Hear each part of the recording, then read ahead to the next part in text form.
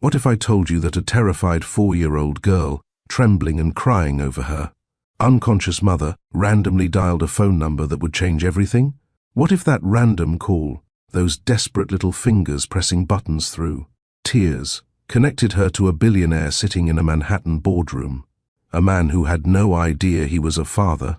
This is not fiction. This is not a movie plot someone dreamed up in Hollywood.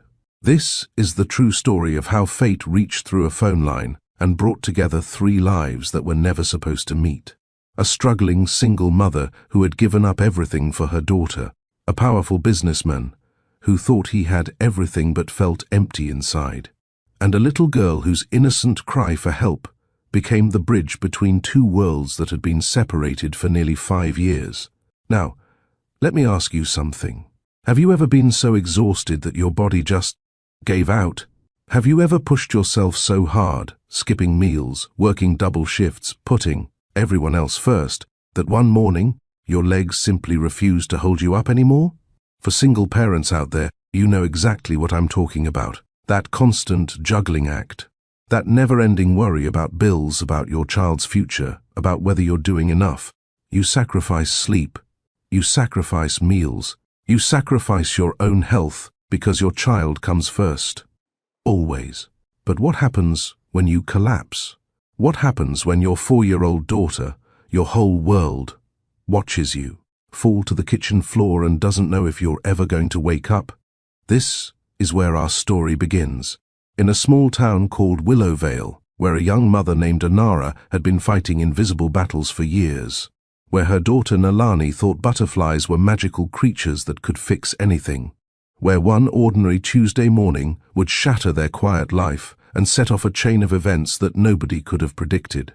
By the end of this story, you'll witness how a random phone call exposed secrets buried for years, how anger transformed into understanding, how a little girl's desperate act of love reunited a family that never knew they were broken. Welcome back to Mr. Roman's Story Vault. If you're new here, you've just found a place where real stories touch real hearts. We share narratives that remind us why life is worth living, why love is worth fighting for, and why second chances exist for a reason. Before we continue, do me a small favor. If you believe in fate, in miracles, in stories that restore your faith in humanity, hit that subscribe button right now. Join this family of story lovers, and drop a comment telling me, do you believe some things happen for a reason? Now settle in, take a breath, because what you're about to hear will stay with you long after this video ends. Let's begin. Willowvale was the kind of town where everybody knew everybody. Nestled about 40 miles outside of New York City, it had tree-lined streets, front porches, with rocking chairs, and neighbors who still waved at each other every morning. It was quiet, safe, the kind of place where children rode bicycles until the streetlights came on and doors stayed unlocked at night.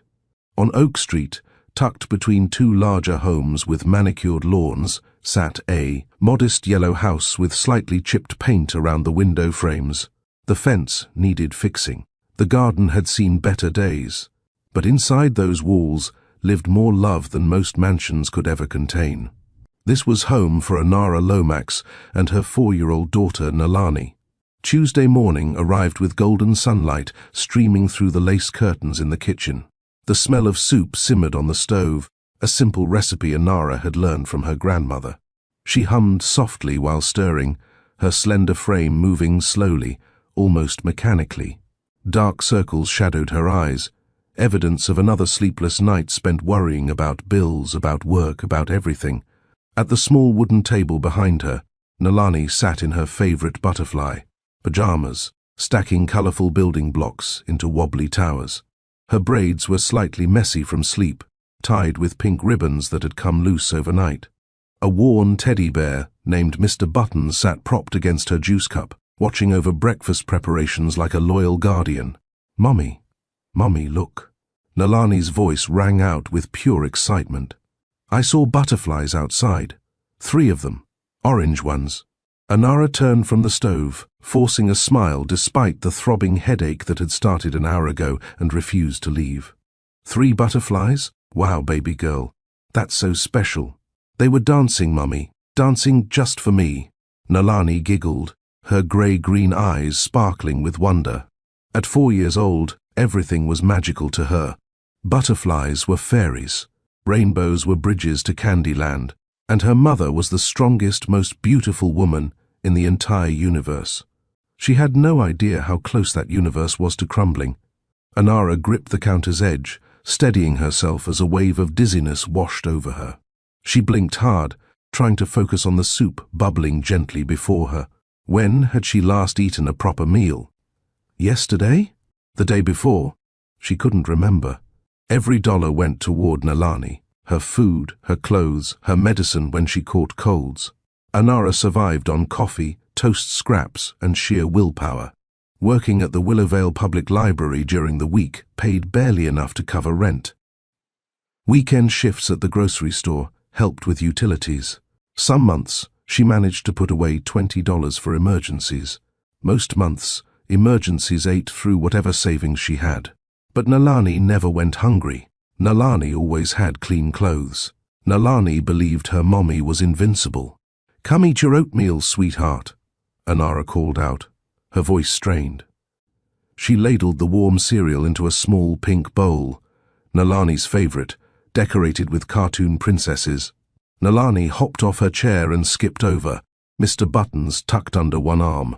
She climbed onto the kitchen chair and peered at her breakfast. "Can I have extra honey, Mummy? Please, please, please. Just a little." Anara reached for the honey jar, but her hand trembled. The jar felt heavier than it should. Everything felt heavier today. She managed to drizzle honey over the oatmeal before setting the jar down with a clatter. Her vision blurred momentarily. The kitchen seemed to tilt sideways. "No, not now. Please, not now." Anara gripped the back of Nalani's chair, knuckles whitening. She took a deep breath, willing her body to cooperate. "Just get through breakfast. Just get Nalani fed and dressed. You can rest later." "Mummy." Nalani looked up, spoon frozen halfway to her mouth. "Your face looks funny." "I'm fine, baby." The words came out weaker than intended. "Eat your oatmeal." But Anara wasn't fine. Her head pounded like a drum. Her legs felt like they were filled with sand. The room began to spin, slowly at first, like a carousel starting up. She reached for the glass of juice on the counter, desperate for something to anchor herself. Her fingers never made it. The glass slipped. Juice splattered across the tiles. Anara's knees buckled without warning, and she crumpled to the kitchen floor like a puppet whose strings had been cut. The last thing she heard before darkness swallowed her was Nalani's scream. "Mummy!" Nalani scrambled off her chair so fast that it toppled backward with a crash. Mr. Buttons fell forgotten to the floor. The little girl dropped to her knees beside her mother's still body, shaking her shoulder with tiny, desperate hands. "Mommy, Mommy, wake up. Please wake up."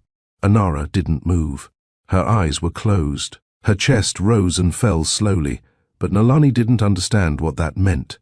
All she knew was that her mother, her entire world, was lying on the cold kitchen floor and wouldn't answer her. Tears streamed down Nalani's cheeks. Her breath came in hiccuping gasps.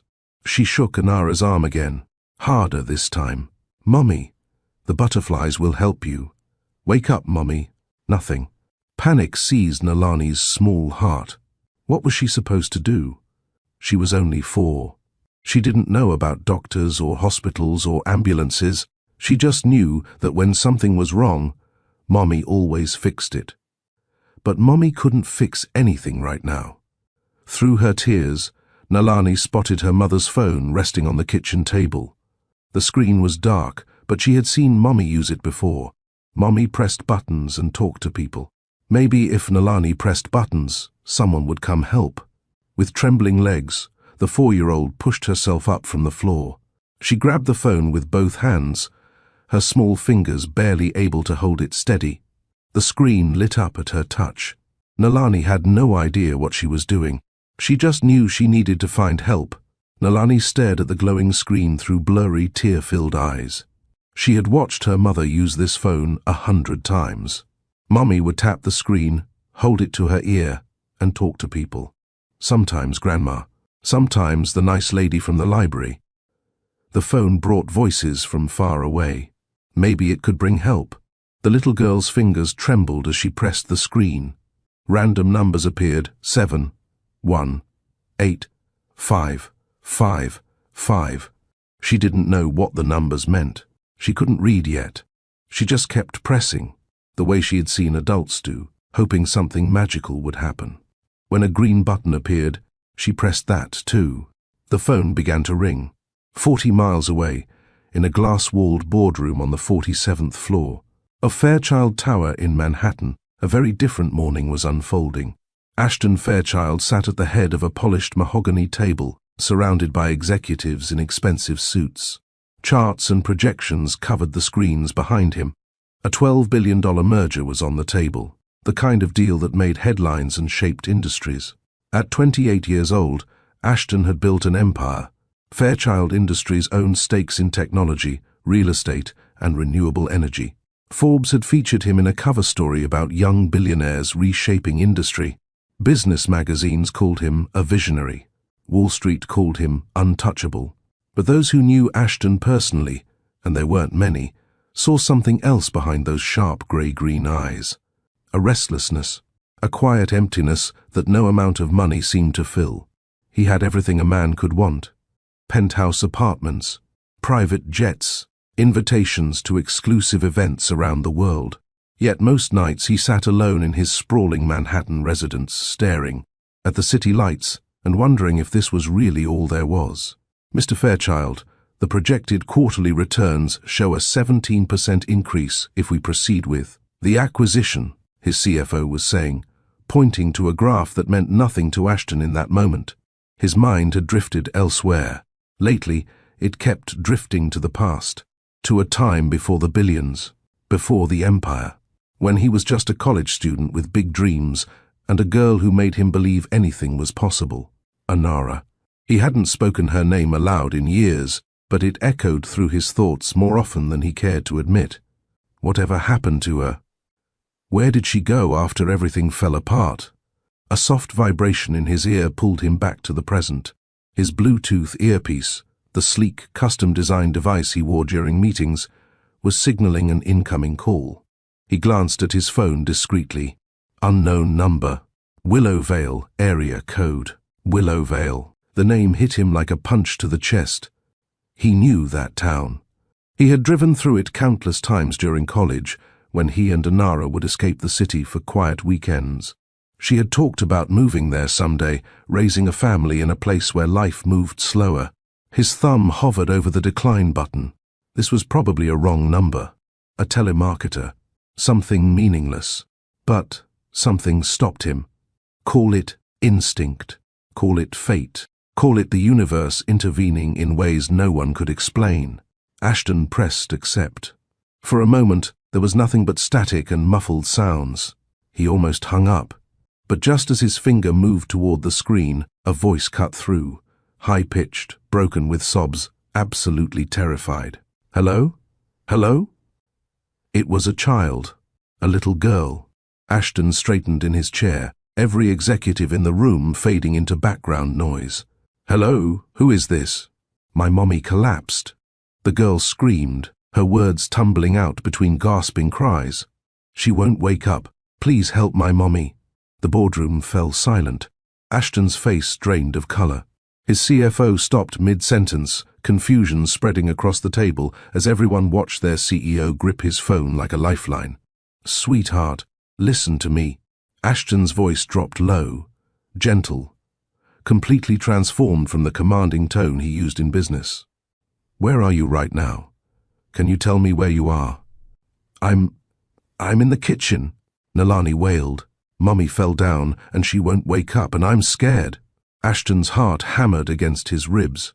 He rose from his chair, one hand raised to silence the room. Okay. You're being so brave. What's your name, sweetheart? Nalani. The name came out in a hiccup. Nalani. That's a beautiful name. He forced calm into his voice while his mind raced at 1,000 miles per hour. Nalani, is there a grown-up nearby? A neighbor? Anyone who can help? I don't know. She was crying harder now. I just want Mummy to wake up. Ashton snapped his fingers at his assistant, who immediately jumped into action. He scribbled on a notepad. "Trace this call. 911 now. Nalani, I need you to stay on the phone with me, okay? Help is coming. I promise you, help is coming." Through the chaos of the moment, he caught fragments of sound in the background. A television playing softly, birds chirping, the quiet hum of a suburban morning shattered by tragedy. His assistant rushed back, whispering urgently, the call traced to Oak Street, Willowvale. "Emergency services are being dispatched now. Oak Street, Willowvale." The words echoed in Ashton's skull like thunder. He knew that street. He had walked down that street years ago, holding hands with a woman he thought he'd spend forever with. "Sir?" His assistant looked at him with concern. "Are you all right?" Ashton wasn't all right. His hands were shaking. His chest felt tight, because somewhere in the back of his mind, a terrifying possibility was taking shape. What if this wasn't a coincidence? What if that little girl crying on the phone was connected to the only woman he had ever truly loved? Without another word, Ashton strode toward the door. "Cancel everything," he commanded over his shoulder. "I'm leaving. Now." The elevator descended from the 47th floor at lightning speed, but Ashton's mind traveled even faster, backward through time, through years of success and solitude, all the way back to a cramped college apartment where his life had once made perfect sense. Her name had been Anara Lomax. They met during junior year at Columbia University in a crowded lecture hall where neither of them was paying attention to the professor. She sat 2 rows ahead of him, her dark curls cascading over her shoulders as she sketched in her notebook instead of taking notes. He spent the entire class trying to work up the courage to talk to her. When he finally did, stumbling over his words like a fool, she laughed. Not at him, but with him. That laugh changed everything. For nearly 3 years, Ashton and Anara were inseparable. They studied together in coffee shops until closing time. They walked through Central Park during autumn, kicking through fallen leaves and dreaming about the future. She wanted to write children's books. He wanted to build something that mattered. They talked about getting married someday, about having kids, about escaping to a quiet town where life wasn't measured by deadlines and dollar signs. Willowvale. She had mentioned it so many times. A small town outside the city where her grandmother once lived. Peaceful streets, friendly neighbors, the kind of place where you could raise a family without losing your soul. Ashton had promised her they would go there together. He had promised her a lot of things, but promises, as it turned out, were easier to make than to keep. Senior year brought pressure from every direction. His father, a cold and calculating businessman, had laid out an ultimatum: join the family company and prove himself worthy of the Fairchild name, or be cut off entirely. No inheritance, no support, nothing. Ashton chose ambition. He told himself he was doing it for both of them, building a foundation so they could have the life they dreamed about. But the long hours consumed him. The meetings pulled him away. He missed dinners, forgot anniversaries, became a ghost in his own relationship. The breakup happened on a rainy night in April, 5 years ago. Anara stood in the doorway of his apartment, tears streaming down. Her face telling him she couldn't compete with his career anymore. She needed someone present, someone who chose her, not just when it was convenient, but always. He let her walk away. That decision haunted him more than any business failure ever could. He threw himself into work to numb the pain. Within 3 years, he had transformed it from a struggling legacy business into a billion-dollar empire. Within 4 years, he had become one of the youngest billionaires in America. Magazine covers, television interviews, a penthouse overlooking the entire city. But none of it filled the void Anara left behind. He never tried to find her. Pride, perhaps. Fear of rejection, certainly. He convinced himself she had moved on, found someone better, built a life he had no right to interrupt. So he buried the memories and pretended they didn't hurt. Until today. Standing in the elevator as floors ticked by, Ashton replayed the phone call in his mind. A little girl named Nalani, a mother who collapsed, an address in Willowvale, Oak Street to be exact. Oak Street. He remembered that street. 5 years ago, during one of their weekend drives, Anara had pointed to a small yellow house with a garden out front. "That's where I'd want to live someday," she had said, squeezing his hand. "Right there. Can you see it?" He had nodded, smiling, never imagining a future where he wouldn't be beside her. Now, a child was crying on a phone. A child in Willowvale. A child whose mother was unconscious on the floor. The math screamed at him. 4 years old. The breakup was 5 years ago. If Anara had been pregnant when she left, no, it couldn't be. But what if it was? What if, somewhere in that small town he used to dream about, there was a daughter he never knew existed? A child who carried his blood, his features, his name, even if she didn't know it. The elevator doors opened to the parking garage. Ashton's driver was already waiting, keys in hand, sensing the urgency from the frantic messages sent by his assistant. Ashton didn't speak. He climbed into the back of the black sedan, his jaw clenched tight, his heart pounding with a mixture of terror and desperate hope. He had to get to Willowvale. He had to see for himself, because if that little girl was his daughter, everything was about to change. The black sedan tore through Manhattan traffic like a bullet through water. Red lights meant nothing. Speed limits were suggestions. Ashton had made one phone call to the New York police commissioner, a man who owed him several favors, and suddenly obstacles melted away. ETA to Willowvale. Ashton's voice was tight, controlled, but anyone who knew him could hear the cracks forming beneath the surface. 45 minutes if traffic cooperates, sir, his driver responded, eyes fixed on the road. I'm pushing as fast as safely possible. Push faster. In the back seat, Ashton's fingers drummed against his thigh. His phone buzzed constantly, messages from board members, confused executives. Journalists asking for comments on his sudden departure from the meeting. He ignored all of them. His assistant, Marcus, had stayed behind to manage the chaos, but remained on the line through Ashton's earpiece. "Sir, emergency services confirmed they arrived at the Oak Street address approximately 8 minutes ago. The woman is conscious but being evaluated. The child is safe." Conscious. She was conscious. Ashton exhaled, a breath he hadn't realized he'd been holding. But relief was quickly swallowed by 1,000 new questions. Was it really Anara? Was the child really his? How could this be happening after all these years?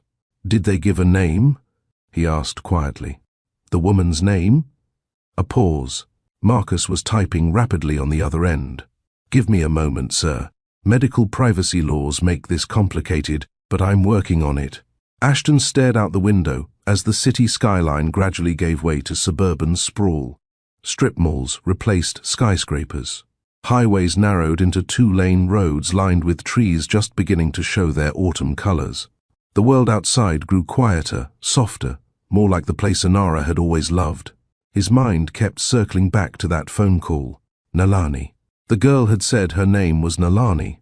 He rolled the name over in his thoughts, testing how it felt. It was beautiful, unusual, the kind of name Anara would choose. And her voice, that desperate, frightened voice crying out for her mother. Something about it had reached into his chest and grabbed hold of his heart. He didn't understand the connection, couldn't explain it logically, but the pull was undeniable. What if she really was his daughter? What if, for 4 years, a little girl had been growing up without knowing her father existed, learning to walk, to talk, to laugh, all without him there to witness a single moment? The thought made him physically ill. He had missed so much. First words, first steps, birthday candles blown out, scraped knees kissed better, bedtime stories read in silly voices. 4 years of precious memories that he could never get back. If she was his, the if burned like acid. He needed certainty. He needed to look into that child's eyes and know, one way or another, whether the universe had just revealed the greatest secret of his life. His phone buzzed again. Marcus. "Sir, I have a name. The homeowner listed at the Oak Street address is Anara Lomax." Ashton closed his eyes. There it was. Confirmation. The woman lying on that kitchen floor, the mother of the little girl who had called him. By pure chance, was the same woman he had let walk out of his life 5 years ago. The same woman he had never stopped loving. "Sir," Marcus's voice was cautious. "Are you all right?" "I'm fine." The words were automatic, meaningless. "How much longer?" 20 minutes. 20 minutes felt like an eternity. Ashton leaned his head against the cool glass of the window, watching the countryside blur past. Fate was a strange thing. He had spent years convincing himself that some doors were meant to stay closed, that some chapters ended and you simply had to move on. But here he was, racing toward a past he thought was gone forever, pulled back by the voice of a child he didn't know existed. Now, before we continue, I want to pause and ask you something. Do you believe in fate? Do you believe that some connections are so powerful, so meant to be, that the universe itself will find a way to bring people back together? Maybe you've experienced it yourself, a chance encounter, a wrong number that turned out to be the right call, a moment where everything aligned in ways that couldn't be explained. Drop a comment below and tell me, have you ever had a moment where fate stepped in and changed your life? Because for Ashton, fate wasn't finished yet. Not by a long shot. The car pressed on toward Willowvale. While Ashton's luxury sedan raced toward Willowvale, let's step back and understand the woman. Waiting at the end of that journey, the woman whose life had taken a very different path. Anara Lomax had once believed in fairy tales. Growing up in a modest Brooklyn apartment with a single mother who worked 2 jobs, she learned early that love was something you fought for. Her mother cleaned office buildings at night and worked retail during the day, all so Anara could attend good schools and dream big dreams. "You're going to be somebody," her mother used to say, kissing her forehead before leaving for the night shift. "Don't ever let anyone tell you different." Anara took those words to heart. She earned scholarships. She made it to Columbia. She fell in love with a boy named Ashton Fairchild, who looked at her like she hung the moon. For a while, she believed the fairy tale was coming true. But fairy tales don't account for ambition that consumes everything in its path. They don't prepare you for watching the man you love slowly disappear into boardrooms and business deals. They don't warn you that sometimes love isn't enough to hold 2 people together. The night Anara walked away from Ashton, she was already carrying his child. She just didn't know it yet. 2 weeks later, sitting alone in the bathroom of her tiny apartment, she stared at the positive pregnancy test and felt her world collapse around her. She was 22 years old, single, unemployed, and pregnant by a man who had chosen money over her. The thought of calling Ashton crossed her mind. More than once, she picked up the phone, ready to dial his number, ready to tell him everything. But fear stopped her every time. What if he didn't believe her? What if he accused her of trying to trap him? What if he offered money to make the problem go away? The Ashton she remembered might have understood. But the Ashton who had become a cold, distant workaholic, that man was a stranger. She couldn't bear the thought of her child being seen as a burden, a mistake, an inconvenience in the grand plan of a billionaire's empire. So, Anara made a decision. She would raise this baby alone. She would give her child everything she had, even if it meant sacrificing everything else. She moved to Willowvale, the town she had always loved, where her grandmother's memories still lingered in the streets. She found a cheap rental on Oak Street, a small yellow house that needed work but had good bones and a yard for a child to play in. She took a job at the local library, and when that wasn't enough, she added weekend shifts at the grocery store. Every penny went toward Nalani, every ounce of energy, every drop of love in Anara's heart. She learned to live on almost nothing, skipped meals so her daughter could have seconds, wore the same worn-out shoes for 3 winters while making sure Nalani had new boots every year, stayed up late mending clothes, cutting coupons, calculating whether they could afford the electricity bill and groceries in the same month. It was exhausting. It was lonely. Some nights, after putting Nalani to bed, Anara would sit on the kitchen floor and cry silently, wondering if she had made the right choice, wondering if she should have swallowed her pride and told Ashton the truth. But every morning, Nalani would wake up with a smile that could light up the darkest room, and Anara would remember why she fought so hard. That little girl was worth everything. The hardest part wasn't the poverty. It wasn't the exhaustion or the loneliness or the constant worry about money. The hardest part was the questions. "Mummy, why don't I have a daddy?" The first time Nalani asked, she was barely 3 years old, standing in the park watching other children run to their fathers. Anara's heart had shattered into 1,000 pieces. "Some families are different, baby," she had said, pulling Nalani into a hug. "Some families are just mommies and their little girls. And that's okay, because we have each other. That's all we need." Nalani seemed to accept the answer, for now. But Anara knew more questions would come, harder questions. She dreaded the day when "Where's my daddy?" would become "Why didn't he want me?" How do you explain to a child that her father doesn't even know she exists? How do you justify a choice made in fear and heartbreak 5 years ago? Anara had no answers. She only had today.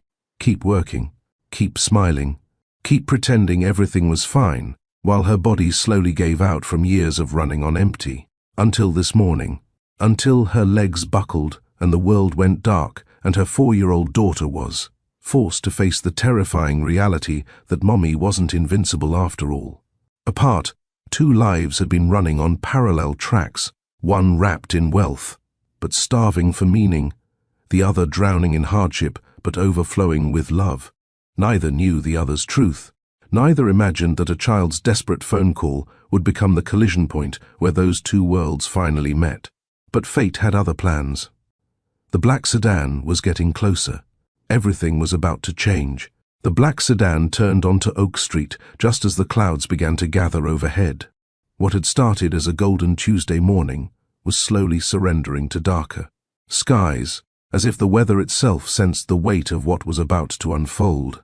Ashton leaned forward in his seat, scanning the quiet suburban street through the tinted windows. Modest homes lined both sides, some with tricycles on the lawn, others with American flags waving gently from front porches. It was exactly as he remembered from those long-ago drives with Anara. Peaceful, unassuming, a world away from the steel and glass towers of Manhattan. His heart stopped when he saw it, the yellow house, slightly weathered paint around the window frames, a small garden that had seen better days, an ambulance parked in the driveway, its lights still flashing in silent rotation. "Stop here," Ashton commanded. His voice came out rougher than intended. The driver pulled to the curb 3 houses down, giving Ashton a clear view without drawing immediate attention. For a moment, he simply sat there, frozen, watching the scene unfold through the windshield. 2 paramedics moved around the front porch, their movements calm but purposeful. Medical equipment bags sat open near the door. A neighbor, an elderly woman with silver hair, stood on the adjacent lawn, hand pressed to her chest, watching with obvious concern. But none of that mattered to Ashton. His entire focus locked onto the small figure sitting on the porch steps. A little girl, 4 years old maybe, wearing butterfly pajamas that were now wrinkled and stained with what looked like orange juice. Her dark hair was pulled into 2 messy braids, pink ribbons dangling loose. She clutched a worn teddy bear against her chest like a lifeline, her small body trembling even from this distance. Ashton's breath caught in his throat. Even from 50 feet away, he could see it, the curve of her cheekbones, the shape of her eyes, the stubborn set of her jaw that he recognized from every mirror he'd ever looked into. That little girl looked like him. Not entirely. She had her mother's rich brown skin, her mother's full lips, her mother's beautiful dark curls. But the eyes, the way she held herself even in fear, the slight furrow between her brows as she watched the adults move around her, those were Fairchild traits, his traits. The realization hit him like a physical blow. He gripped the door handle, knuckles turning white, struggling to breathe normally. This wasn't speculation anymore. This wasn't a wild theory born of desperation and old memories. That was his daughter. He had a daughter. For 4 years, she had existed in this world without him, laughing, crying, growing, all without knowing her father's face, all because he had been too proud, too consumed by his empire, to fight for the woman he loved. Before he could process the enormity of that truth, movement near the front door caught his attention. Anara. She emerged from the house supported by a paramedic, a blood pressure cuff still wrapped around her arm. She looked pale, exhausted, her usual radiance dimmed by whatever had caused her collapse. But she was standing. She was conscious. She was alive. And she was still the most beautiful woman he had ever seen. 5 years had changed her, but not in the ways he expected. There were new lines around her eyes. Worry lines, he realized with a pang of guilt. Her frame was thinner than he remembered, the kind of thinness that came from skipped meals rather than gym memberships. Her clothes were simple, practical, worn at the edges. She had been struggling. For years, she had been struggling alone. While he built his empire, she had been here, raising their daughter, fighting to survive, carrying a burden he should have shared. Ashton opened the car door before his mind could talk him out of it. His expensive Italian shoes hit the cracked pavement, and he straightened. His suit jacket, a ridiculous habit given the circumstances. What did clothing matter at a moment like this? He walked toward the house slowly, his heart hammering with each step. The elderly neighbor noticed him first, her eyes widening at the sight of a tall stranger in a designer suit approaching the chaos. The paramedics glanced up briefly, then returned to their work, assuming he was perhaps a relative arriving to help. Nalani saw him next. The little girl's tear-stained face turned toward him as he approached the front gate. Her eyes, those hauntingly familiar eyes, studied him with the innocent curiosity only children possess. She didn't smile. She didn't wave. She simply watched, clutching her teddy bear tighter, as this unknown man entered her world. But it was Anara's reaction that stopped Ashton in his tracks. She had been speaking to the paramedic, nodding along to medical instructions, when something made her look up. Maybe it was the sound of his footsteps. Maybe it was the shift in energy as he entered her space. Or maybe, after all these years, some part of her still sensed his presence the way she always had. Their eyes met. Time seemed to fracture and fold. 5 years of separation compressed into a single electric moment. Ashton saw recognition flash across her face, followed immediately by shock, then confusion, then something that looked terrifyingly like fear. Anara. Her name escaped his lips before he could stop it. A whisper, a prayer, a wound reopening after years of pretending it had healed. Her mouth opened, but no sound came out. The color drained from her already pale cheeks. She swayed slightly, and the paramedic reached out to steady her. "Ma'am? Are you all right?" Anara didn't answer. She couldn't tear her eyes away from the ghost standing in her front yard, the man she had loved, the man she had left, the man whose daughter sat just 10 feet away, still not understanding that her entire life was about to change. Ashton took another step forward. "We need to talk." Anara's first instinct was to run. Every protective fiber in her body screamed at her to grab Nalani, retreat into the house, and lock the door against this man who had just materialized from her past like a specter.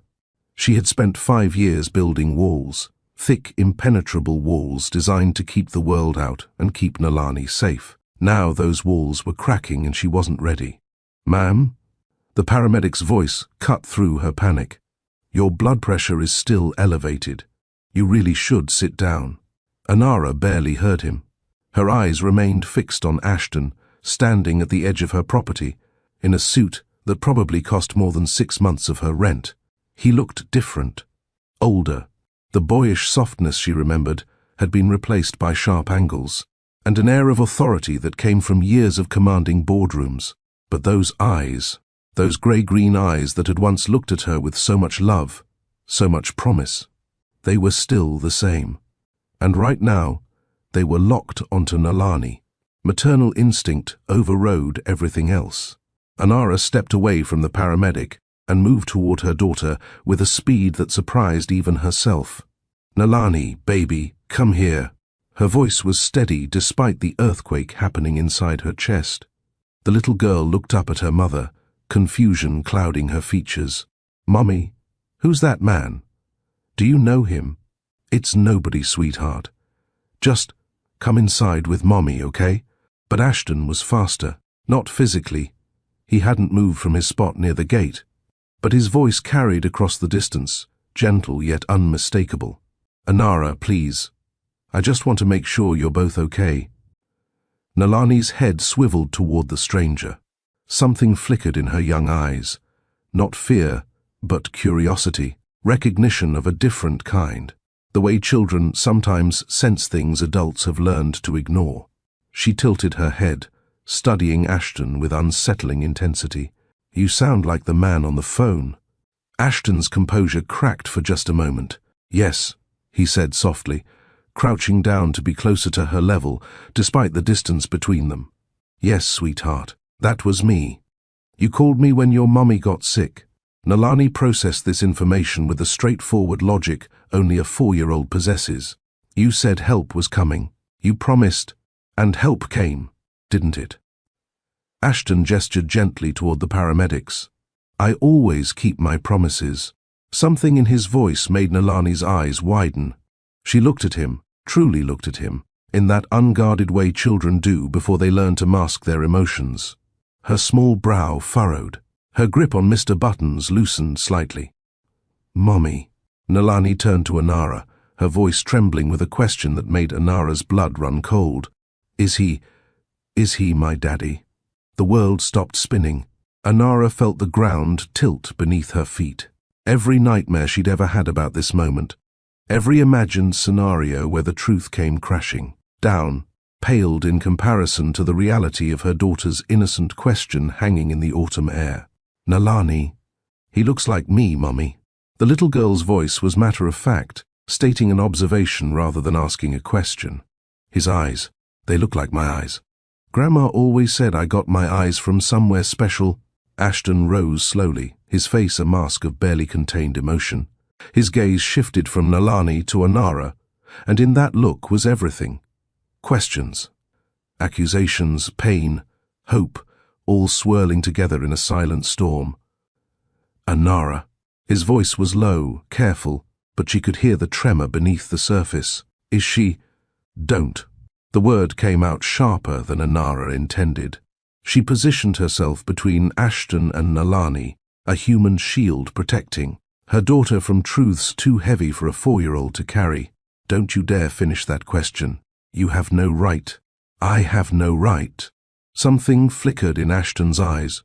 Hurt, maybe, or anger carefully restrained.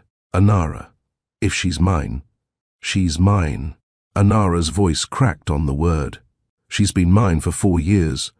I carried her. I birthed her. I raised her alone. While you were building your empire and forgetting I ever existed, I never forgot you." The admission escaped him like a confession. "Not for a single day." "That's funny." Anara laughed, but there was no humor in the sound. It was bitter, broken, soaked in years of unshed tears. "Because you certainly forgot to call, forgot to write, forgot to wonder what happened to the woman who loved you more than anything."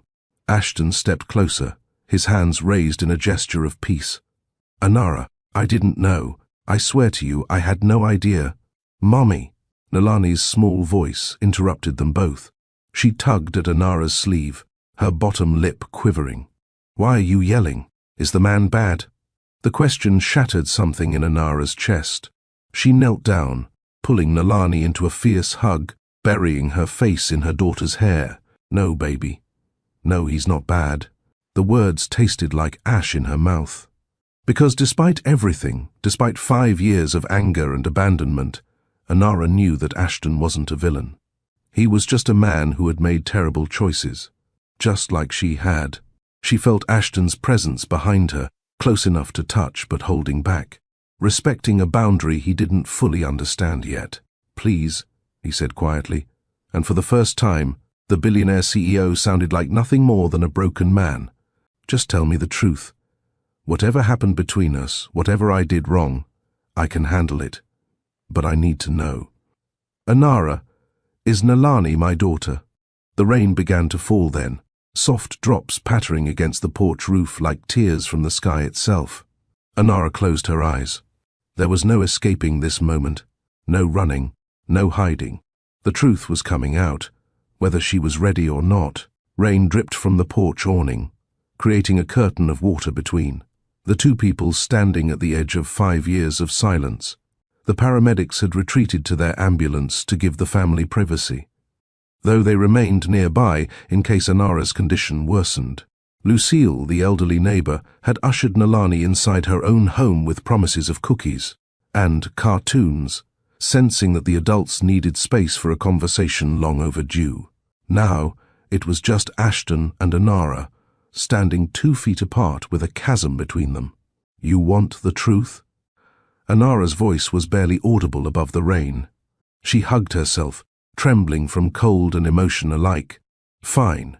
Here's your truth, Ashton. Yes, Nalani is your daughter." The confirmation hit Ashton like a physical blow. He staggered back half a step, one hand reaching for the porch railing to steady himself, even though he had suspected, even though he had known the moment. He saw Nalani's face. Hearing the words made it devastatingly real. He had a daughter. For 4 years he had been a father, and he never knew. How? The question came out strangled. "How could you not tell me?" Anara's eyes flashed with sudden fire. "How could I not tell you? Are you serious right now? I deserved to know. You deserved nothing." Her voice rose, cutting through the rain like a blade. "You walked away, Ashton. You chose your company over me. You stopped calling. You stopped caring. And by the time I found out I was pregnant, you were already a ghost.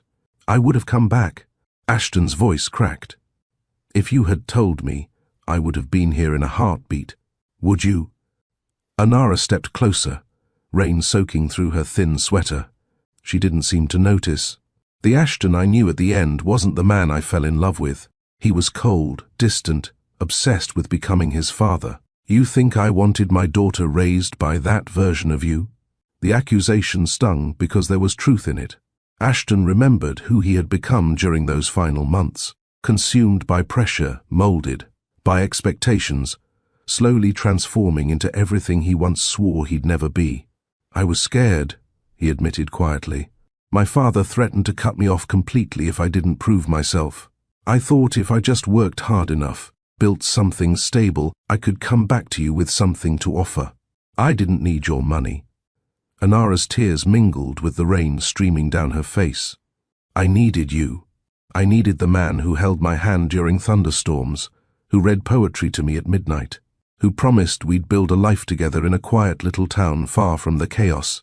She gestured at the modest house behind her, paint peeling, gutters rusting, but standing strong nonetheless. "This was that town, Ashton. This was where I came to wait for you. But you never came." Ashton's throat constricted. He had driven through Willowvale so many times over the years, never once, suspecting that just a few streets away, his whole world was waiting. "I wrote letters," he said, "dozens of them, to your old apartment in the city. They all came back undelivered. I moved." Anara wiped her eyes with the back of her hand.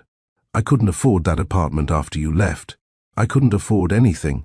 I worked 2 jobs while pregnant, saved every penny, and bought a bus ticket here because it was the only place that ever felt like hope. Why didn't you contact me? My company has a public address, a phone number." "And say what?" Anara's laugh was hollow, broken. "Hello, Ashton Fairchild, Billionaire CEO. I'm the ex-girlfriend you abandoned, and by the way, I'm having your baby." How do you think that would have played out? Your lawyers would have torn me apart. The tabloids would have called me a gold digger. I would never... You don't know what you would have done. Her voice shattered on the words. You were different then. Harder. Every time I picked up the phone to call, I remembered the look on your face that last night, like I was an obstacle to your success instead of the woman you loved. How was I supposed to trust that man with my daughter's heart? Ashton had no defense, because she was right. He had changed during those final months, twisted by pressure and fear into someone unrecognizable. Someone who might have seen a pregnancy as a complication rather than a blessing. Would he have done the right thing? He wanted to believe yes, but honestly, he wasn't sure. I'm sorry. The words felt pathetically inadequate, but they were all he had. I'm so sorry, Anara, for leaving, for not fighting harder, for every single day you spent alone when I should have been here, Anara's shoulders sagged. The anger that had sustained her through this confrontation slowly drained away, leaving behind only exhaustion. Sorry doesn't change 4 years of birthdays you missed. First words you never heard. Nightmares you weren't here to chase away. I know. Ashton stepped toward her slowly, cautiously, the way one approaches a wounded animal. But I'm here now, and I want to make it right. Whatever that takes, however long it takes. I want to know my daughter. I want to be part of her life. Rain continued to fall around them, washing the world clean. Anara looked at the man standing before her, soaked through, stripped of his billionaire armor, vulnerable in a way she hadn't seen since their early days together. She wanted to hate him. Part of her still did. But a larger part remembered why she had loved him in the first place. This won't be easy, she finally said, her voice barely a whisper. I'm not looking for easy. Ashton met her eyes. I'm looking for a second chance. To understand how two people who once loved each other completely could end up strangers raising a child apart, we need to go back. Back to 5 years ago, when everything began to fall apart. Spring semester, senior year at Columbia University. The world was on the edge of graduation, and for Ashton and Anara, the future should have been bright. They had been together for nearly 3 years. They talked about marriage, about children, about escaping the city once they had their degrees and building something real in a place where life moved slower. But pressure has a way of crushing even the strongest bonds. Ashton's father, Malcolm Fairchild, was a man who measured worth in stock portfolios and quarterly earnings. He had built Fairchild Industries from the ground up, and he expected his only son to carry that legacy forward with unwavering dedication. When Ashton announced during winter break that he planned to pursue non-profit work after graduation, something meaningful, something that helped people, Malcolm's response was ice cold. You want to throw away your education on charity work? Fine. Do it without my name and without my money. The ultimatum was clear. Join the company, prove himself worthy of the Fairchild empire, or be disowned completely. No trust fund, no inheritance, no safety net. For weeks, Ashton wrestled with the decision. Anara tried to support him, tried to convince him that they could make it work without his father's money. They were young, educated, capable. They'd find a way. But fear is a powerful poison. Ashton remembered growing up watching his father destroy competitors, close failing divisions, fire thousands without blinking. Malcolm Fairchild didn't make idle threats. If Ashton walked away, he would be alone in a world that required money for everything: rent, food, medical care. How could he ask Anara to suffer through poverty with him when he had the power to provide? So he made a choice. He joined Fairchild Industries as a junior executive, working 70-hour weeks to prove he belonged. The work consumed him. Mornings began before sunrise. Nights ended after midnight. Weekends disappeared into spreadsheets and strategy meetings. Anara tried to be understanding. She brought him dinner during late nights at the office. She rescheduled dates when he cancelled. She smiled through the loneliness and told herself it was temporary. But temporary became permanent. Ashton missed her birthday, then their anniversary, then a crucial presentation she had worked on for months. Each absence chipped away at the foundation they had built, replacing love with resentment, connection with distance. The final breaking point came on a rainy April evening. Anara had planned a special dinner at their favorite small restaurant, the place where they'd had their first date. She wore the blue dress Ashton always loved. She waited at the table for 2 hours, watching her phone, refreshing her messages, hoping for an explanation. Ashton never showed. He was trapped in an emergency board meeting, his phone silenced, his mind focused entirely on a crisis that his father had thrown at him as a test. By the time he remembered, by the time he checked his phone and saw 17 missed calls, it was past midnight. He found Anara sitting on the steps outside his apartment, mascara streaked. Down her cheeks, the blue dress wrinkled and damp from rain. "I can't do this anymore," she said before he could apologize. Her voice was calm, which somehow made it worse. Screaming he could have handled. But this quiet resignation felt final. "I love you, Ashton. I love who you used to be. But that person doesn't exist anymore. Annie, please. You've made your choice. Your father, your company, your empire. I understand why. I really do. But I can't keep coming in second. I can't build a life with someone who's never actually present." She stood, and Ashton saw his entire future walking away. He should have chased her, should have quit the company right then, should have chosen love over money, should have fought for what mattered. Instead, he stood frozen, paralyzed by exhaustion and fear, and watched her disappear into the rain. That was the last time they spoke.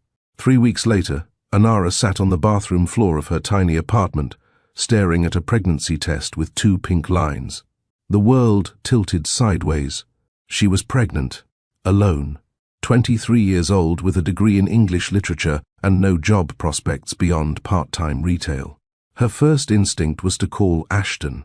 Her fingers hovered over his contact, the number she had dialed thousands of times, the voice she needed to hear more than anything. But then she remembered the look in his eyes that last night. Exhausted, distant, already halfway gone to a world of business deals and boardroom battles. Would he even want this baby? Or would he see it as another complication, another obstacle to the empire he was building? Worse, what if he thought she was lying, trapping him? She had heard stories of wealthy families and the lawyers they employed to make problems disappear. The thought of Ashton looking at her with suspicion instead of love was more than she could bear. So Anara made a decision. She would do this alone. She would protect this child from a father who might not want her, from a world that might see her as a mistake. She packed her few belongings, broke her lease, and bought a one-way bus ticket to Willowvale. Her grandmother's social security checks had stopped when she passed, but the memories of that quiet town remained. Anara had saved just enough for a security deposit on the small yellow house on Oak Street. The pregnancy was difficult, morning sickness that lasted all day, exhaustion that made every movement feel like trudging through mud. But she worked through it, stocking shelves at the grocery store, shelving, books at the library, doing anything to prepare for the baby coming. She gave birth on a cold January morning, with only a nurse holding her hand. No family, no friends, no partner whispering encouragement. But when they placed that tiny, perfect baby girl on her chest, none of that mattered. Nalani, Anara whispered, choosing a name that meant serenity of the heavens. Because despite everything, this child was heaven-sent. Meanwhile, across 40 miles, Ashton sent letters to Anara's old apartment, dozens of them over the first year. Each one returned with addressee unknown stamped across the envelope. He tried calling. The number was disconnected. He asked mutual friends, but everyone had lost touch after graduation. Eventually, he convinced himself that Anara had moved on, found someone better, built the quiet life she always wanted without him. So he buried himself deeper in work, building an empire on the foundation of a broken heart, never knowing that his daughter was taking her first steps in a small yellow house just 40 miles away. Standing on Anara's porch with rain dripping from his tailored suit, Ashton knew he owed her more than apologies. He owed her the complete truth about the 5 years they spent apart. "Can we sit?" he asked quietly, gesturing to the porch swing that hung from rusted chains. Anara hesitated, then nodded. They sat on opposite ends, a careful distance between them, the swing creaking softly under their combined weight. Ashton stared at his hands, hands that had signed billion-dollar contracts but had never changed a diaper, never braided hair, never held his daughter while she cried. "After you left," he began, voice low, "I tried to find you. I know you don't believe that, but I did." "The letters," Anara said softly. "You mentioned letters every week for the first 6 months. Then once a month after that." He pulled out his phone, scrolling through saved photos until he found what he was looking for. A shoebox filled with returned envelopes, each one stamped and rejected. He showed her the screen. Anara's breath caught. There were dozens of them. "I called your number until it was disconnected. I went to your old apartment building, but the landlord said you moved without a forwarding address. Privacy laws meant he couldn't tell me where." Ashton's jaw tightened. "I hired a private investigator after the first year. He searched for 3 months and found nothing. You had disappeared completely. I didn't want to be found, Anara admitted. I changed my phone number. I used my grandmother's maiden name on the lease. I was hiding. From me, from the life you represented, from the money and the pressure and the version of you I didn't recognize anymore. Ashton nodded slowly. That truth stung, but he understood it. My father died 2 years ago, he continued. Massive heart attack in his office. His last words to me were about quarterly projections. The bitterness in his voice was unmistakable. I inherited everything. The company, the estate, all of it. And you know what I felt? Anara waited. Nothing. I had achieved everything he demanded. I was worth billions. I had power, influence, respect from people who didn't even know me, and I felt absolutely hollow inside. He turned to face her, raindrops catching on his eyelashes. I thought about you every single day. I compared every woman I met to you, and they all fell short. I attended charity galas surrounded by hundreds of people and felt completely alone. Because none of them were you, Ashton. I'm not saying this to make you feel sorry for me, he interrupted gently. I'm saying it because you deserve to know that leaving you was the biggest mistake of my life. Every success I've had tastes like ash, because I don't get to share it with the person who mattered most. Anara wiped tears from her cheeks. You still could have tried harder to find me. You're right, I should have. But pride got in the way. I convinced myself that if you wanted to be found, you would have reached out, that maybe you were happier without me. He laughed, a broken sound. Turns out, I was an idiot. They sat in silence for a moment, the rain providing a gentle soundtrack to their shared grief over wasted years. What happens now? Anara finally asked. That's up to you, Ashton said. I'm not going to force my way into Nalani's life, but I'm asking, begging, for a chance to know her, to be her father, if you'll let me. She's 4 years old, Ashton. She doesn't understand complicated adult relationships. She just knows that she's never had a daddy, and suddenly there's a man claiming to be him. Then we'll take it slow, however slow you need. I'll come here. I'll follow your rules. Whatever it takes. He met her eyes with an intensity that reminded her of the boy she fell in love with. I've already missed 4 years. I don't want to miss another day. Anara studied him carefully, looking for deception, for ulterior motives, for any sign that this was about guilt or obligation, rather than genuine love. What she saw instead was a broken man trying to put pieces back together, a father who had just discovered his daughter and was terrified of losing her before he even got to know her. Okay, she whispered. Okay? We'll try, slowly, carefully. But if you hurt her, I won't, Ashton promised. I swear on everything I have, I will never hurt that little girl. Before we continue this journey of forgiveness and second chances, let me ask you something. Have you ever had to forgive someone who hurt you deeply? Someone who made mistakes but genuinely wanted to make things right? It's one of the hardest things we ever have to do, letting go of justified anger to make room for healing. Drop a comment below and share your story. Have you given someone a second chance? Did you regret it? Or was it the best decision you ever made? Because forgiveness isn't about forgetting. It's about choosing hope over bitterness. And sometimes, that choice changes everything. While Anara and Ashton sat on the porch negotiating the fragile terms of their new reality, Nalani was next door, in Lucille's cozy living room, eating chocolate chip cookies and asking questions that only children dare to ask. Miss Lucille, Nalani's small voice cut through the quiet hum of the television. Is that man really my daddy? Lucille, a 72-year-old widow who had lived on Oak Street for 40 years, set down her knitting and looked at the child with gentle eyes. What does your heart tell you, sweetheart? Nalani considered this seriously, her little brow furrowing in concentration. At 4 years old, her understanding of the world was still magical, a place where butterflies could grant wishes and hearts spoke louder than logic. My heart says yes, she finally answered. He has my eyes, and his voice sounds like home, even though I never met him before. Children have an uncanny ability to sense truth beneath layers of adult complication. While Anara and Ashton wrestled with 5 years of pain and miscommunication, Nalani had made her assessment in under 5 minutes. "Then maybe your heart is right," Lucille said softly. "But why wasn't he here before?" Nalani's voice trembled slightly. "Doesn't he love me?" This was the question every child of separated parents eventually asks. The wound that cuts deepest, the fear that somehow they weren't enough to make someone stay. "Oh, honey."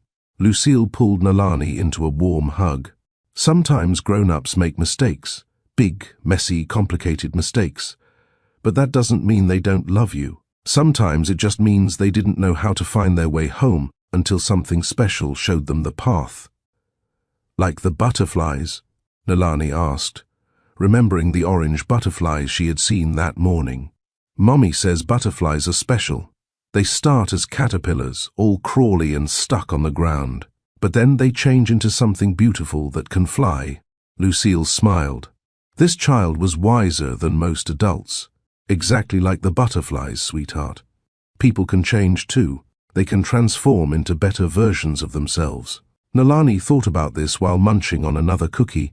So Daddy was like a caterpillar before, and now he's becoming a butterfly. Something like that. Through the window, Nalani could see her mother and the man on the porch. They were talking, not yelling anymore. Her mommy was crying, but not the scared kind of crying from earlier. This was different. "I want to meet him for real," Nalani announced suddenly. "Not just see him from far away. I want to tell him about my butterflies and my teddy bear and my favorite books. I want to show him my room." Before Lucille could respond, Nalani had already hopped off the couch and was heading toward the door. "Nalani, wait!" But the little girl was already outside, running through the rain in her butterfly pajamas. Her small feet splashing through puddles as she crossed from Lucille's yard to her own. Both Anara and Ashton looked up in surprise as Nalani approached the porch, completely soaked, her braids dripping water, but her face set with determination. "Nalani." Anara stood quickly. "Baby, you're getting wet. I want to talk to my daddy." The words came out clear, confident, brooking no argument. Ashton's face crumpled. Hearing that word, "Daddy," directed at him for the first time, shattered every wall he had built around his heart. Nalani walked right up to him, tilting her head back to look at his face. She studied him carefully, the way children do when they're making important decisions. "Are you going to stay this time?" she asked. The question was simple. The answer needed to be equally clear. Ashton knelt down so they were eye to eye. Rain fell around them, but neither seemed to notice. "Yes," he said, his voice thick with emotion. "If your mummy lets me, I'm going to stay. I'm going to be here for every birthday, every scraped knee, every bedtime story. I'm going to be the daddy you deserve." Nalani considered this. Then, without warning, she stepped forward and wrapped her small arms around his neck. Ashton froze for half a second, overwhelmed. Then his arms came up, carefully, reverently, holding his daughter for the first time. She was so small, so perfect, so absolutely his. "You smell different than I thought," Nalani said matter-of-factly, her voice muffled against his shoulder. Ashton laughed through his tears. "Yeah? What did you think I'd smell like?" "I don't know. Maybe like the ocean. Or like fresh cookies." She pulled back to look at him. "You smell like grown-up stuff. Like Mommy's fancy candles." "I'll work on that," Ashton promised, smiling through the wetness on his face. Rain and tears mixed together. Nalani touched his cheek gently. "It's okay. I like you anyway." Those 5 words, simple, innocent, offered freely by a 4-year-old who had every right to be angry, healed something in Ashton that money could never touch. Behind them, Anara watched her daughter embrace the father she had kept hidden for so long. And despite the fear, despite the uncertainty, despite everything they still needed to work through, she felt something she hadn't experienced in 5 years: hope. By the time the rain stopped, the world outside Anara's small yellow house looked cleaner somehow. Washed free of dust and debris, glistening under the late afternoon sun that was beginning to peek through the clouds. Inside, something was changing too. Ashton had removed his expensive suit jacket, draping it over a chair. He'd rolled up his sleeves, revealing forearms that had grown stronger over the years. He stood in Anara's modest kitchen, a space that couldn't have been more different from his Manhattan penthouse, and asked a question that surprised both of them. "Can I help with dinner?" Anara paused mid-step, a dish towel in her hands. "You don't have to."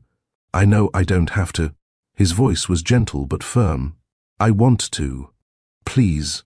There was something disarming about seeing a billionaire CEO standing in her worn kitchen, genuinely asking to be useful. Anara found herself nodding before she could overthink it. "There's soup on the stove. It needs to be reheated.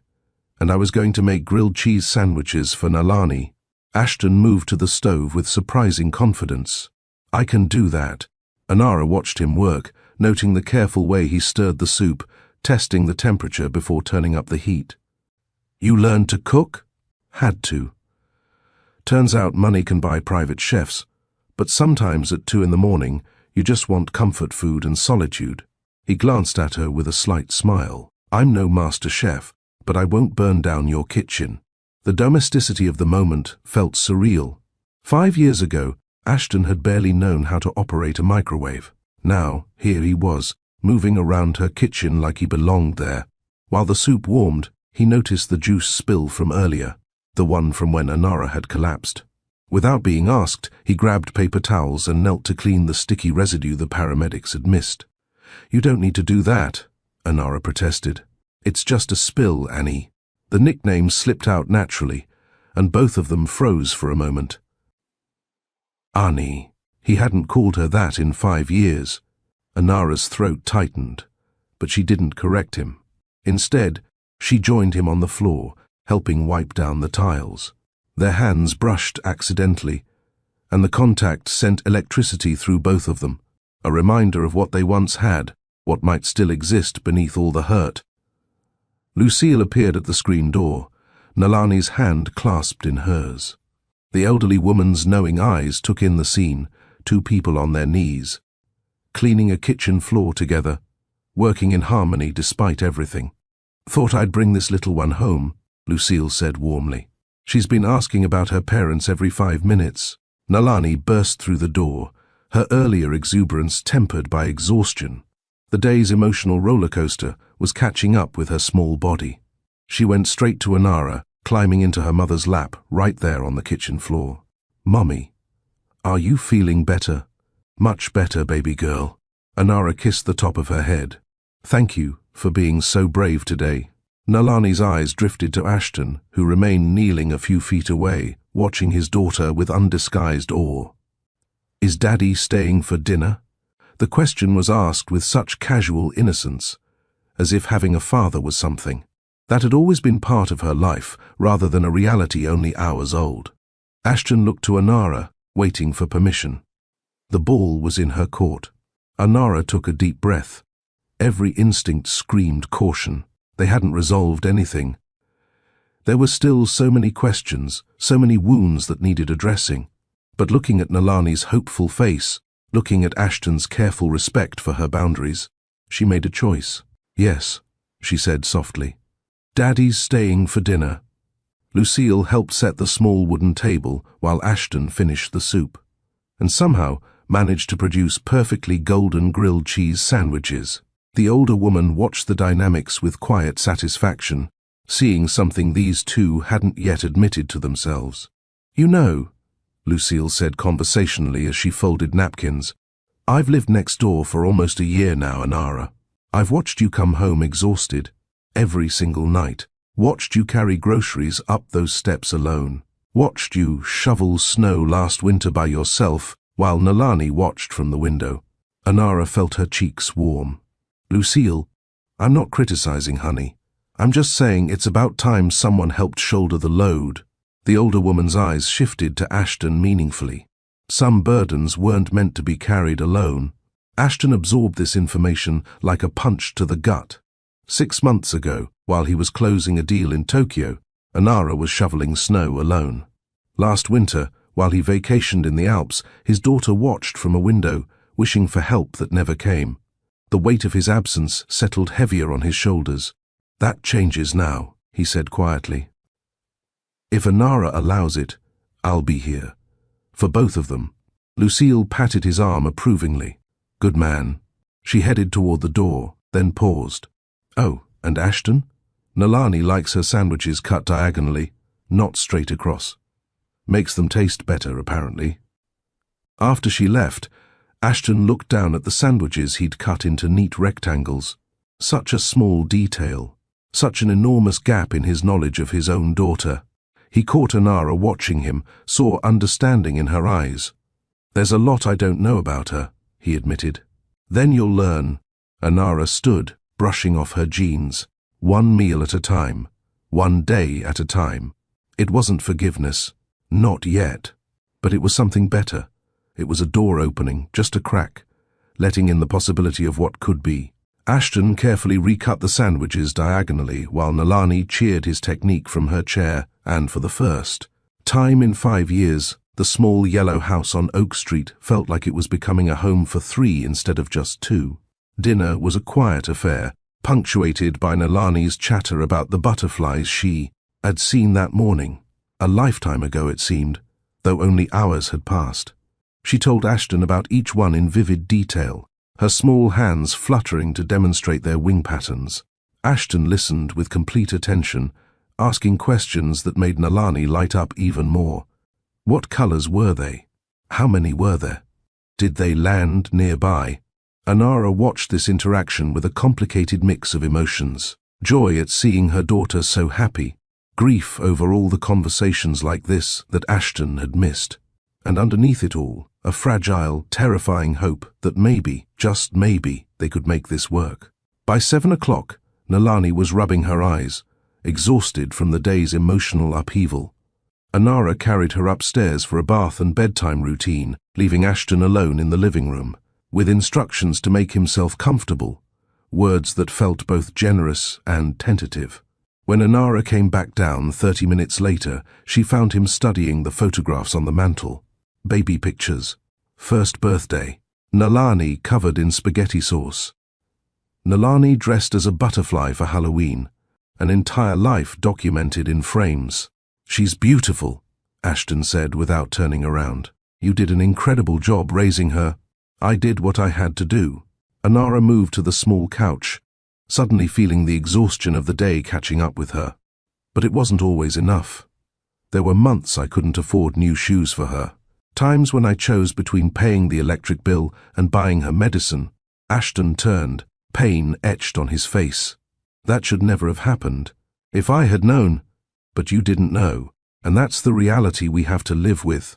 Anara gestured to the seat across from her. "Sit. We need to talk about what happens next." Ashton sat on the edge of the armchair, leaning forward with his elbows on his knees. The posture of a man bracing for difficult truths. "I want to be clear about something," Anara began, her voice steady despite the tremor in her hands. "I didn't keep Nalani from you out of spite. I kept her from you out of fear." "Fear of what?" "Fear that you'd reject her. Fear that you'd see her as an obligation rather than a blessing. Fear that your family's lawyers would paint me as someone trying to trap you." She met his eyes. "But mostly, I was afraid that if I let you into her life and you left again, it would destroy her." Ashton nodded slowly. "That's fair. Given how I acted back then, all of those fears were justified. But she's asking questions now. She's getting older. And today proved that secrets have a way of coming out, whether we're ready or not. So, what do you need from me?" Ashton asked. "Tell me your terms, your boundaries. Whatever makes you feel safe." Anara had been thinking about this since the moment she agreed to let him stay. She'd spent Nalani's bath time mentally preparing for this conversation. "First, we need to establish paternity legally. Not because I doubt it. Anyone with eyes can see she's yours. But because she deserves to have her father's name on her birth certificate. She deserves legal protection. If something happens to me." "Agreed. I'll have my lawyer draw up papers. We can do a DNA test if you want, though like you said, it's pretty obvious." "Second, I need you to understand that you don't get to swoop in and change everything overnight. Nalani has a routine. She has stability here, even if it's not luxurious. I won't have you disrupting her life with extravagant gifts and promises you might not keep. Ashton's jaw tightened, but he nodded. I'm not trying to buy her love. I'm trying to earn it. Good. Because she needs consistency more than she needs money. Anara paused, gathering courage for the next part. Third, we need to figure out custody arrangements. I'm not going to keep you from her, but I also won't have her shuffled back and forth like luggage. She needs to know where home is. Home is here, Ashton said immediately. With you. I'm not going to take her away from the only parent she's ever known, but I would like to visit regularly, stay involved in her daily life, maybe eventually have weekends, if she's comfortable with that. The reasonableness of his requests caught Anara off guard. She'd been prepared for a fight, for demands backed by expensive lawyers. Instead, he was deferring to her judgment. You'd be okay with that? Just visits? Annie, I have zero claim to dictate terms here. I wasn't there for the pregnancy, the birth, the sleepless nights, the first steps. You did all of that alone. The least I can do is respect that you know what's best for her. He ran a hand through his hair. Besides, I live in Manhattan. My life is there.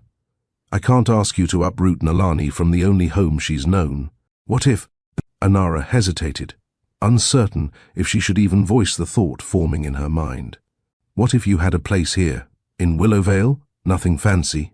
Just somewhere you could stay when you visit, so Nalani can see you regularly without the chaos of going to the city.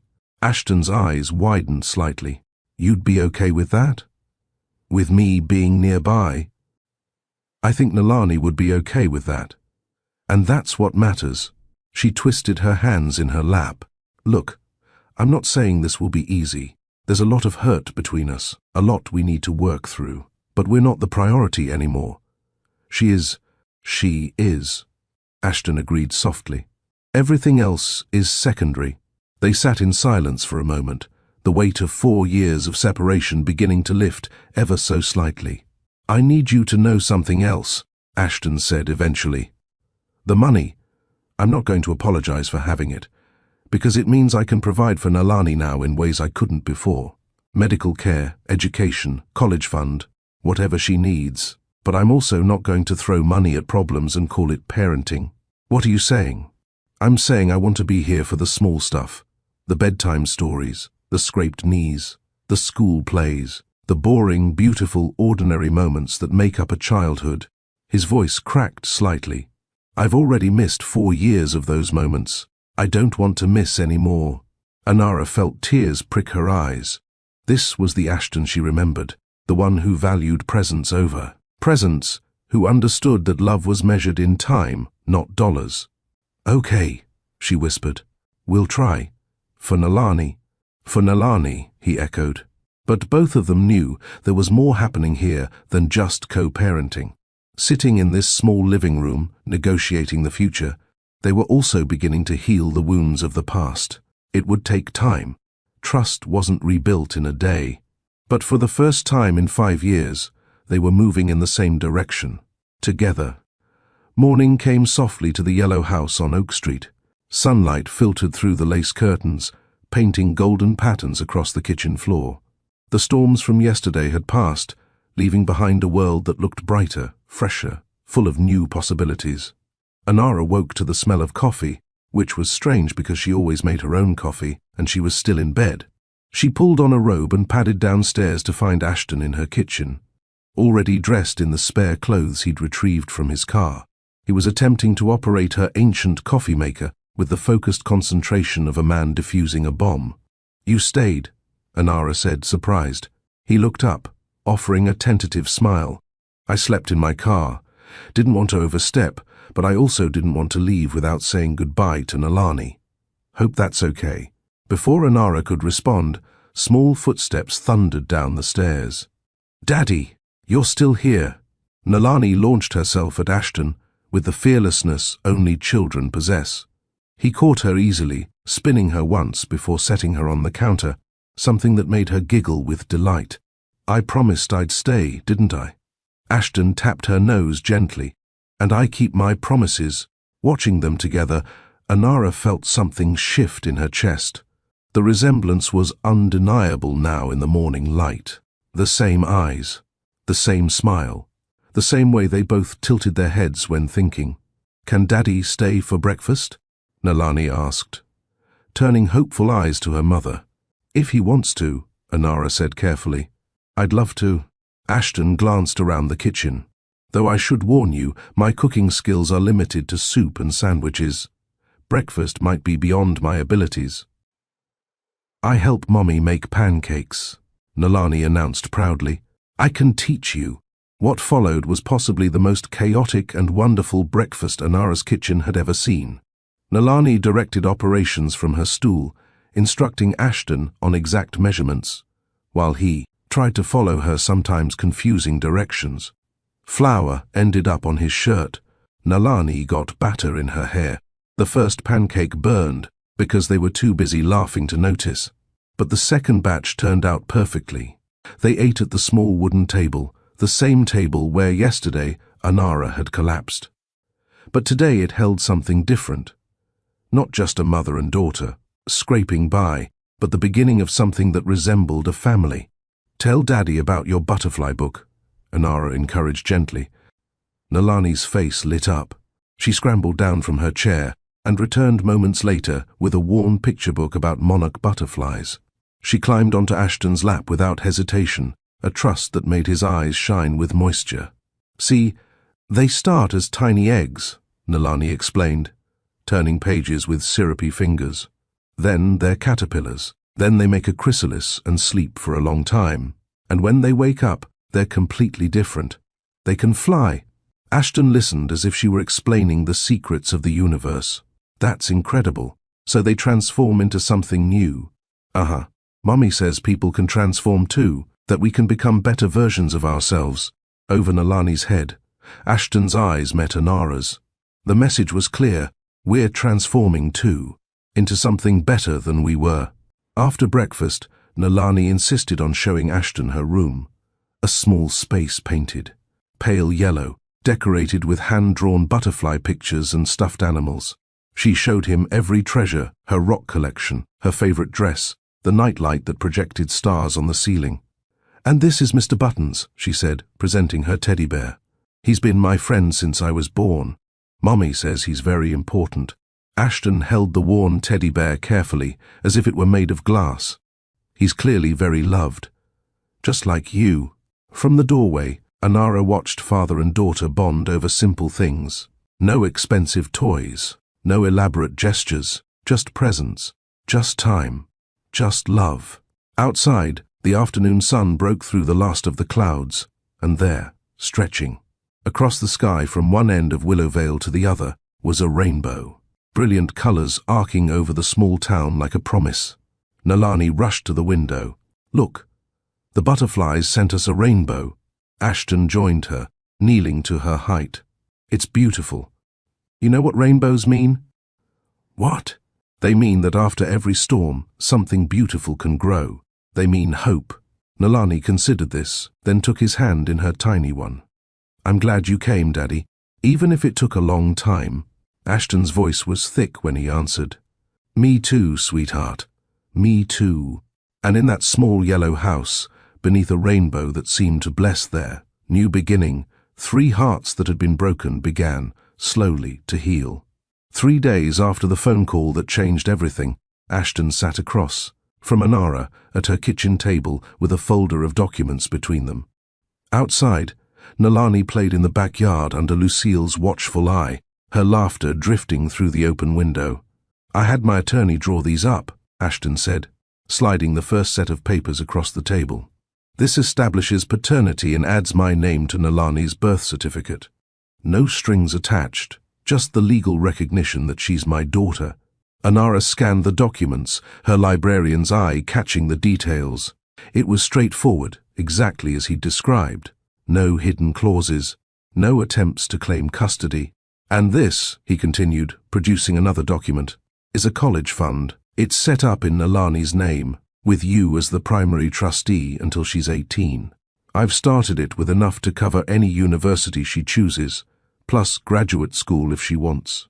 Anara's hands trembled slightly. Ashton, this is non-negotiable, he said gently. She's my daughter. Her education is my responsibility. This isn't about buying my way into her life. This is about making sure she has opportunities. The third document made Anara's breath catch. Medical insurance. Full coverage for both of you, effective immediately. The policy I selected covers everything. Routine checkups, emergencies, dental, vision. You'll never have to choose between Nalani's medicine and the electric bill again. Tears pooled in Anara's eyes. For 4 years, she'd carried the weight of every decision alone. Now someone was offering to help shoulder that burden, not as a savior swooping in, but as a partner taking responsibility. There's one more thing. Ashton pulled out a final folder. I put an offer on a house 2 streets over. 3 bedrooms, small yard, needs some work.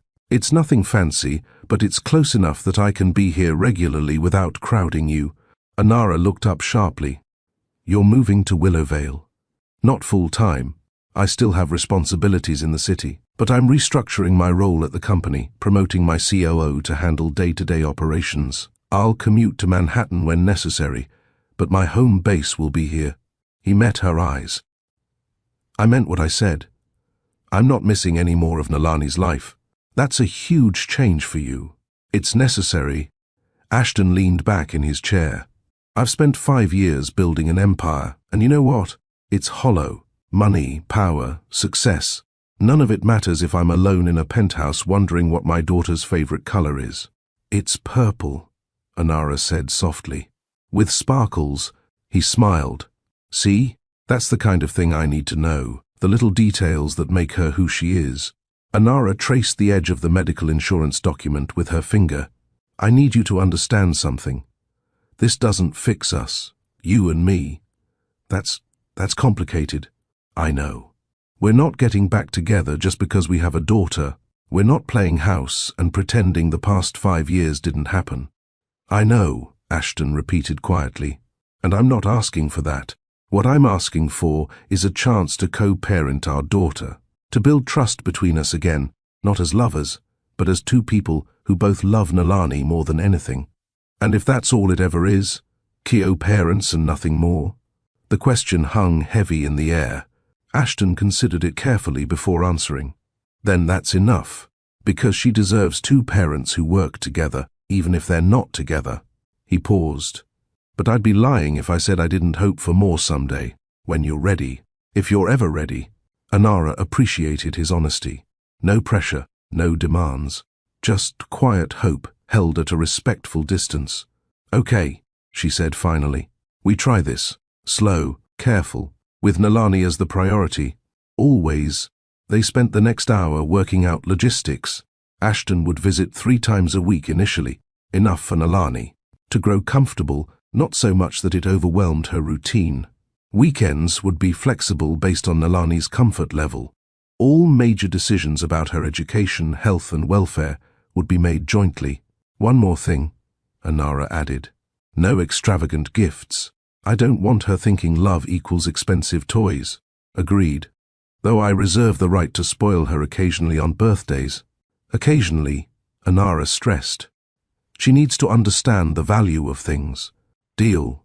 As Ashton gathered the signed documents, preparing to leave, Nalani burst through the back door, cheeks flushed from playing. Daddy!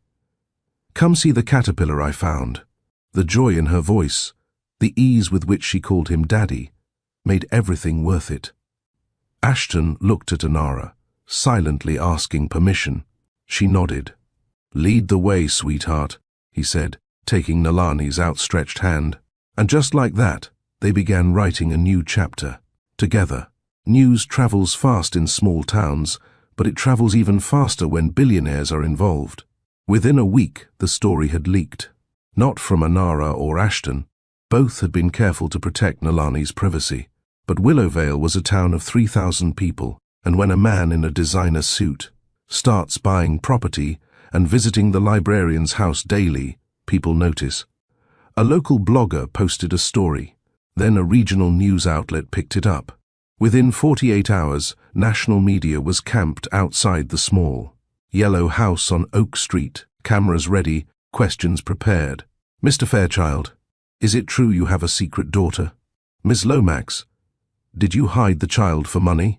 How old is the girl? Will there be a custody battle?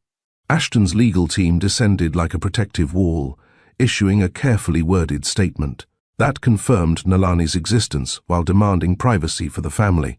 It helped, but the attention didn't disappear overnight. For Anara, the sudden scrutiny was overwhelming.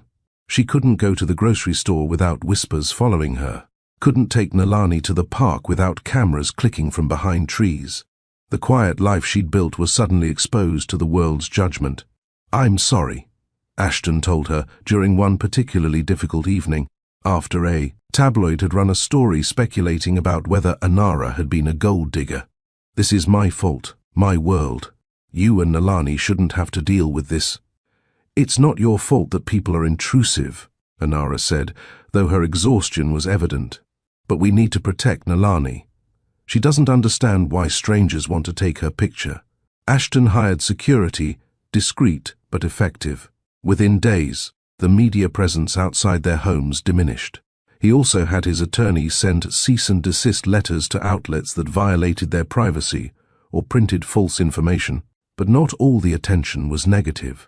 Letters began arriving from single mothers across the country, sharing their own stories of raising children alone. They thanked Anara for showing strength and resilience. They thanked Ashton for stepping up when he learned the truth.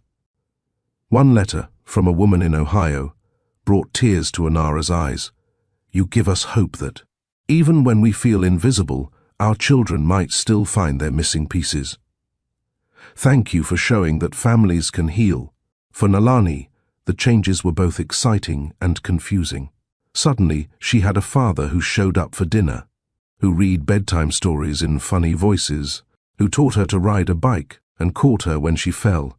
But she also had strangers asking questions at preschool, had teachers treating her differently, had a life that felt too big, too complicated for a 4-year-old to understand. One night, she crawled into Anara's bed, teddy bear clutched tight. "Mommy, are people mad at you because of Daddy?" Anara's heart broke. "No, baby. People are just curious. Sometimes when something unusual happens, everyone wants to know about it. Is having a daddy unusual?" "No, sweetheart. But the way you found your daddy, that was special. Like a story from one of your books." Nalani thought about this. "I like that story. Even if other people are nosy." Despite the chaos, something beautiful was emerging. Ashton's business contacts rallied to support local Willowvale initiatives. The library where Anara worked received a massive donation for a children's literacy program. The local school got new playground equipment. "You didn't have to do this," Anara told him when she learned about the donations. "I didn't do it for recognition," Ashton replied. "This town gave my daughter a home when I wasn't there to provide one. This is just paying that kindness forward." The ripple effect of one desperate phone call continued expanding. Families reached out to estranged relatives. Single parents found courage to ask for help. People who had given up on second chances began to believe again. One 4-year-old girl's cry for help had created waves that touched more lives than anyone could have predicted. Because sometimes, when you're brave enough to reach out in your darkest moment, you don't just save yourself. You remind the world that miracles still happen, that broken things can be mended, that it's never too late to come home. 6 months later, the small yellow house on Oak Street had undergone some changes. Fresh paint covered the chipped window frames. The garden bloomed with flowers Ashton and Nalani had planted together. A new swing set stood in the backyard, built by a billionaire who'd watched 3 YouTube tutorials to get it right. Inside, the kitchen table that had once witnessed a collapse now hosted weekly family dinners. What had started as 3 carefully scheduled visits per week had naturally evolved into something more organic. Ashton dropping by for breakfast before Nalani's school, joining afternoon park trips, and these Wednesday night dinners that had become sacred tradition. Tonight, Nalani sat between her parents, chattering about her day at kindergarten, her vocabulary peppered, with big words she'd learned from her father and creativity she'd inherited from her mother. And then, the butterfly landed right on my hand, she exclaimed, eyes wide with wonder. Just like magic. Just like the butterflies that brought us together, Ashton said, catching Anara's eye across the table. Something had shifted between them over these months. Not quite romance. They were both too cautious, too aware of past wounds to rush. But friendship had bloomed where love once lived. Trust was growing in soil that had been scorched by abandonment. And sometimes, when Nalani fell asleep between them during movie nights, their hands would brush and neither would pull away. They were healing, all three of them. Anara had quit her weekend job at the grocery store. Not because Ashton demanded it, but because she no longer had to choose between time with her daughter and financial survival. She'd started writing the children's book she'd always dreamed about, a story about butterflies, second chances, and families that find each other against all odds. Ashton had discovered that being present mattered more than being powerful. He'd missed Nalani's first 4 years, but he was determined not to miss another moment. Every scraped knee, every lost tooth, every terrible kindergarten play where she dressed as a flower. And Nalani, she thrived, secure in the knowledge that she was loved by both parents, growing more confident each day, still obsessed with butterflies, still wise beyond her years, still the miracle that had brought two broken people back together. This story began with a desperate phone call. A 4-year-old's trembling fingers, a random number that turned out to be fate. But here's what I want you to remember. Sometimes the worst moments of our lives become doorways to the best chapters. Sometimes what breaks us also shows us how to heal. Sometimes the people we've lost find their way back to us when we need them most. Second chances aren't guaranteed. Forgiveness isn't easy. Building trust after betrayal takes courage and time. But it's worth it. If this story touched your heart, do me a favor. Hit that subscribe button and join the Mr. Roman's Story Vault family. Share this video with someone who needs to hear that miracles still happen. And drop a comment telling me, have you ever been given a second chance? Or have you given one to someone else? Because every story shared is a reminder that we're not alone, that broken families can mend, that children can be bridges between impossible distances, and that sometimes all it takes is one phone call to change everything. Thank you for watching. Until next time, keep believing in second chances.